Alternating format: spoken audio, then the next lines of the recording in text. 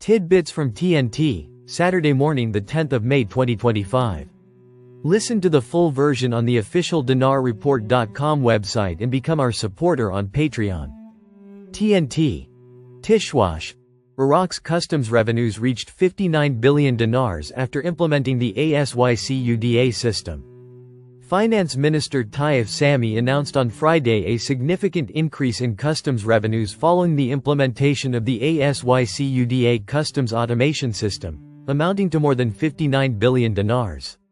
Sami said in a statement to the official agency, followed by Al-Iqtisad News, that customs revenues before the implementation of the ASYCUDA system amounted to 375,675,732,360 dinars, while after the implementation they rose to 435,421,672,805 dinars, an increase of 59,745,940,445 dinars.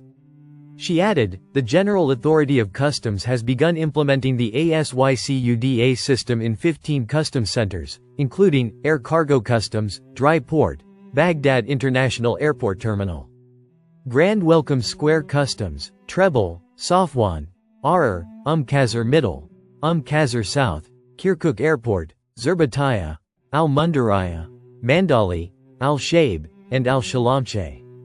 She explained that the authority has currently begun implementing the second phase of the system, which will extend over 2 years.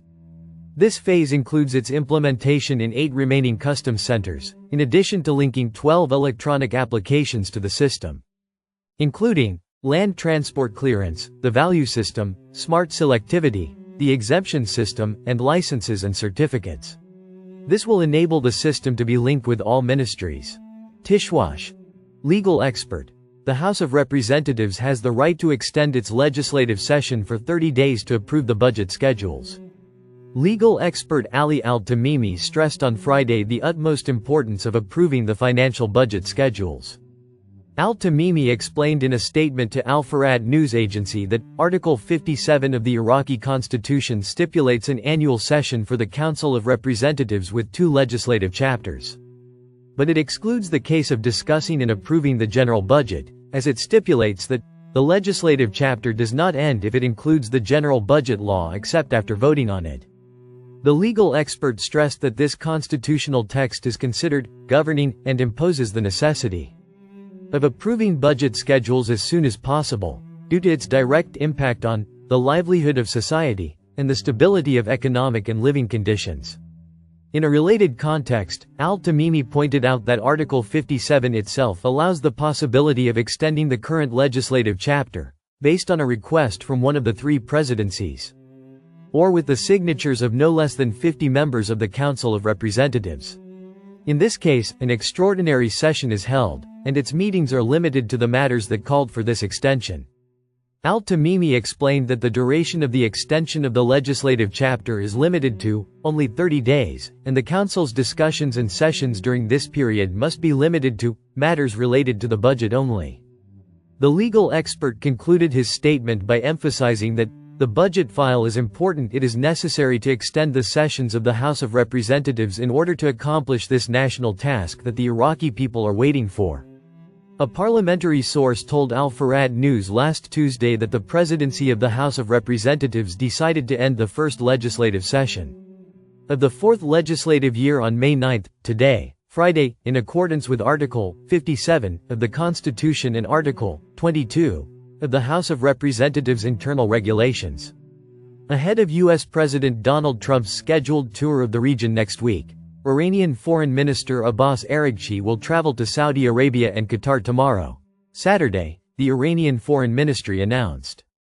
The Iranian Foreign Ministry indicated in a statement published on its website on Friday that Araghchi will first travel to Riyadh to meet and hold talks with senior Saudi officials. She added that he will later visit Doha to participate in the Arab-Iranian Dialogue Conference. This comes as a 4th round of nuclear talks between Iran and the United States is likely to be held next Sunday in the Omani capital, Muscat. U.S. President Donald Trump is also scheduled to visit Saudi Arabia, Qatar, and the UAE next week. Trump, who withdrew the United States from the 2015 nuclear agreement between Tehran and world powers, has previously threatened military action if his administration fails to reach an agreement to resolve the long-running dispute over Iran's nuclear program. It is noteworthy that since April 12, the United States and Iran have begun indirect talks on the nuclear issue, mediated by Oman. The two sides have held 3 rounds so far, 2 in Muscat and 1 in Rome, which were described as positive and constructive. Listen to the full version on the official DinarReport.com website and become our supporter on Patreon. Source: DinarRecaps.com